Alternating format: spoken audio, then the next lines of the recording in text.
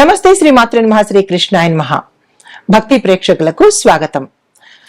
July 16, 2026 నుంచి మనకి మళ్ళా ఆగస్టు 17వ తారీఖు వరకు గురు ఆదిత్య యోగం అనేది ఏర్పడబోతోంది.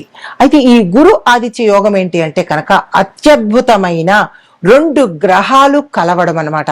అయితే ఇది జూలై 16, 2026 రాత్రి 11:44 సూర్యుడు కర్కాటక రాశిలోకి ప్రవేశం చేస్తున్నాడు.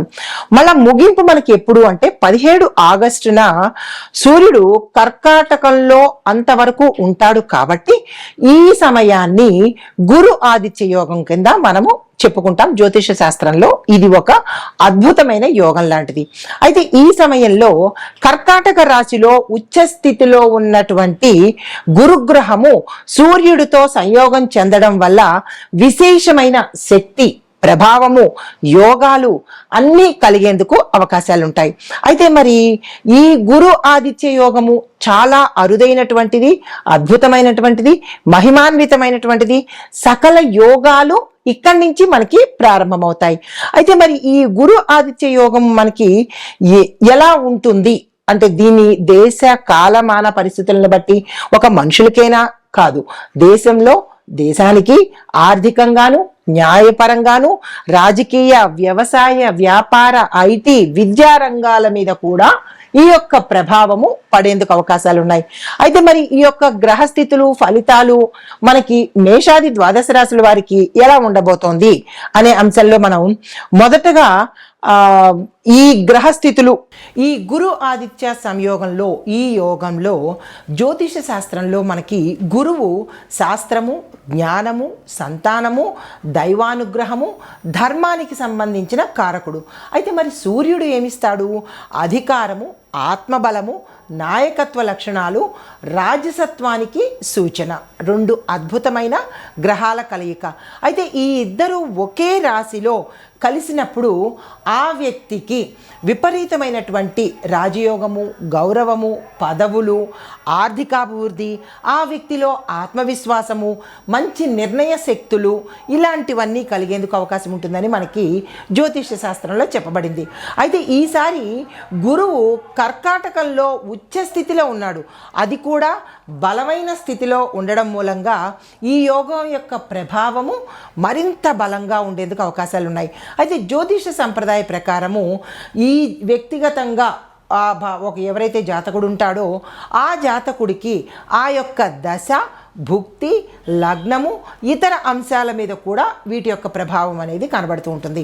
అయితే మరి దేశ పరిస్థితులు ఎలా ఉండబోతున్నాయి అంటే విద్య, పరిశోధన, సాంకేతిక రంగాల్లో పురోగతి కనిపించే అవకాశం కనబడుతోంది. ప్రభుత్వ నిర్ణయాలు ప్రజాహితానికి సరిపడట్టుగా ప్రజల హితం కోరినటువంటి అంశాల మీద దృష్టి పెట్టడం జరుగుతుంది. ఇంకా రియల్ ఎస్టేటు, నిర్మాణ రంగము, విద్య, ఆరోగ్యము ఈ అంశాలకు సంబంధించిన వాటికి కొంత ఇబ్బందికరమైన సూచనలు గోచరిస్తున్నాయి.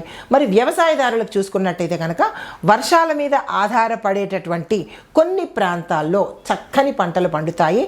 బంగారంలా ఉండబోతుంది. రైతులకు మంచి ఊతంలాగా ఉంటుంది. అయితే మరి ధార్మిక కార్యక్రమాలు, దేవాలయాల్లో పూజలు, గురు పూజలు, ప్రజలలో భక్తి అనేది కొంచెం ఎక్కువయ్యే సూచనలు కనబడుతున్నాయి.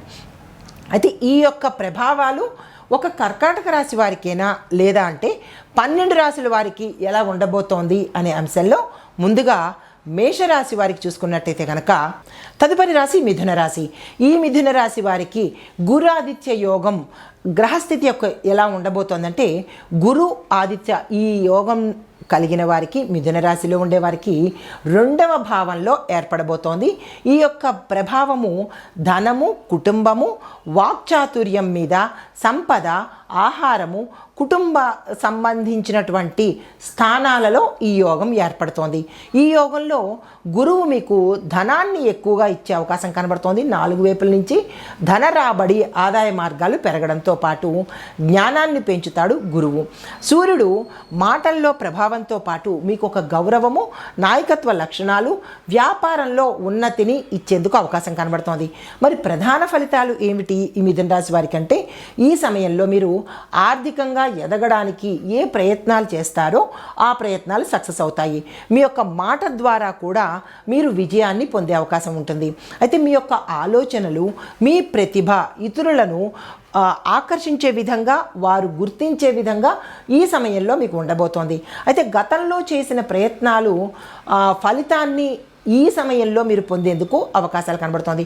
వ్యాపార రీత్యా కావచ్చు, రాజకీయ రీత్యా కానీ, కుటుంబ పరంగా కానీ, వివాహం కానీ, గతంలో మీరు ఏవి చేసినా ఈ సమయంలో సక్సెస్ అయ్యే అవకాశాలు ఎక్కువ కనబడుతున్నాయి. నిరాశ చెందే ప్రయత్నం చేయకండి. మరి ఉద్యోగస్తులకు చూసుకున్నట్టయితే కనుక ఉద్యోగంలో స్థిరత్వం పెరగడంతో పాటు మీ మాటకు, మీ నిర్ణయాలకు ఒక విలువ అనేది వచ్చే అవకాశం కనబడుతోంది. ఉన్నతాధికారుల నుంచి ప్రశంసలు రావడము, ప్రమోషన్స్ రావడము, ప్యాకేజీ పెరగడము, ఉన్న స్థానం నుంచి ఉన్నతమైన స్థానానికి వెళ్ళే అవకాశాలు కనబడుతోంది. ప్రమోషను లేదా జీతం పెరుగుదల కోసము ఈ సమయంలో మీరు ఏ ప్రయత్నాలు చేసినా సక్సెస్ అయ్యే అవకాశం కనబడుతోంది. అయితే మీరు ఎక్కడ జాగ్రత్తగా ఉండాలి అంటే మాటల్లో కఠినత్వాన్ని తగ్గించుకుని మృదువుగా మాట్లాడే ప్రయత్నం చేయడంతో పాటు సూర్యుడి ప్రభావం వల్ల మీకు ఆధిపత్య ధోరణి పెరగకుండా చూసుకోండి. అంటే ఓవర్ కాన్ఫిడెన్స్ అనేది పెరగకుండా జాగ్రత్త పడితే కనుక మంచి జరిగే అవకాశాలు ఉన్నాయి. అయితే ఐటీ, ప్రైవేట్ రంగంలో ఉన్న వాళ్ళకి చూసుకుంటే సాఫ్ట్వేర్, కమ్యూనికేషను, డేటా, మీడియా ఈ రంగాల్లో ఉన్నవారికి అవకాశాలు పెరుగుతాయి. అందుకునే ప్రయత్నం చేయండి. కొత్త టెక్నాలజీలు నేర్చుకోవడం మీకు ఈ సమయంలో అత్యద్భుతమైన అవకాశాలు మెండుగా వచ్చే అవకాశం కనబడుతోంది. ఈ సమయంలో మిమ్మల్ని మీరు అప్డేట్ చేసుకునే ప్రయత్నం చేయండి. విదేశీ ప్రాజెక్టులు లేదా రిమోట్ అవకాశాలు వచ్చే అవకాశం కనబడుతోంది. దాన్ని అందుకునే ప్రయత్నం చేయండి. మీ నైపుణ్యాలను, మీ యొక్క స్కిల్స్ని, టాలెంట్ని ఈ సమయంలో కనుక మీరు వెలికి తీసినట్టయితే మంచి ఉన్నతమైన స్థాయిలోకి వెళ్ళే అవకాశం కనబడుతోంది. వ్యాపారస్తులకు చూసుకున్నట్టయితే కనుక కొత్త వ్యాపారాలు ప్రారంభించడానికి, కొత్త కస్టమర్లు మీకు అందుబాటులోకి వచ్చే అవకాశం కనబడుతోంది. వారిని చాలా జాగ్రత్తగా డీల్ చేసుకునే ప్రయత్నం చేయండి. మీ మాట తీరు, మార్కెటింగ్ ద్వారా కూడా మీ యొక్క లాభాలు పెరిగే అవకాశం కనబడుతోంది. ట్రేడింగు, కన్సల్టెన్సీ, విద్య, కమ్యూనికేషను ఈ రంగాల్లో ఉండే వాళ్లకు గ్రోత్ అంటే డెవలప్మెంట్ కనబడడంతో పాటు అత్యధిక స్థాయిలో అభివృద్ధి అనేది గోచరిస్తోంది. మరి ఎక్కడ జాగ్రత్తగా ఉండాలి వీరు అంటే భాగస్వామ్య వ్యాపారాల్లో మీరు అగ్రిమెంట్ల మీద సంతకాలు చేసేటప్పుడు కానీ, మనీ రిలేటెడ్ ఏవైనా మాట్లాడుకునేటప్పుడు కానీ, లేదా ఏదైనా సంతకాలు పెట్టడానికి కానీ 1-2 సార్లు చెక్ చేసుకోండి. అక్కడ పెద్ద దెబ్బ పడే అవకాశం కనబడుతోంది. అంటే టోటల్గా 100 నుంచి 0కి పడిపోవడం అవకాశం ఎక్కువ ఉంది. కాబట్టి ఈ విషయాన్ని మరీ చెప్తున్నాను. మిథున రాశి వ్యాపారస్తులకు చాలా జాగ్రత్తలు తీసుకోండి. అకౌంటింగ్ విషయంలో ఎవరిని నమ్మే ప్రయత్నం చేయకండి. మరి ఆర్థిక పరిస్థితి చూసినట్టయితే కనుక ఆదాయం పెంచుకునే అవకాశాలు మీకు చాలా ఎక్కువగా వస్తాయి. ఆ దిశగా ప్రయత్నం చేయండి. పొదుపు పెంచుకోవడానికి కానీ, పెట్టుబడులు పెట్టడానికి కానీ, ఇన్వెస్ట్మెంట్స్ చేయడానికి కానీ ఇలాంటివన్నిటికీ ఈ సమయాలు మీకు అద్భుతమైనటువంటివి. కుటుంబ అవసరాల కోసం ఖర్చులు చేయవలసిన పరిస్థితి ఏర్పడవచ్చు. అది ఆరోగ్య నిమిత్తంగా కావచ్చు, లేదంటే పండగలు కానీ, కుటుంబంలో జరిగే ఏ విషయాలకైనా సరే కొంత ఖర్చు అనేది ఎక్కువ అయ్యే అవకాశం ఉంది. ఈ ఖర్చు విషయంలో ఒక పరిమితి అనేది పెట్టుకోండి. బంగారము, ఆస్తుల మీద కొనుగోలు చేయడానికి ఆలోచనలు రావచ్చు. ఆ ఆలోచనల్ని అమలుపరిచే ప్రయత్నం చేసుకోండి. విద్యార్థులకు చూసుకున్నట్టయితే కనుక ఈ రాశిలో ఉండేవారికి అత్యద్భుతమైన ర్యాంకులు వచ్చే అవకాశం కనబడుతోంది. ఉన్నతమైన స్థానానికి వెళ్ళే అవకాశం ఉంది.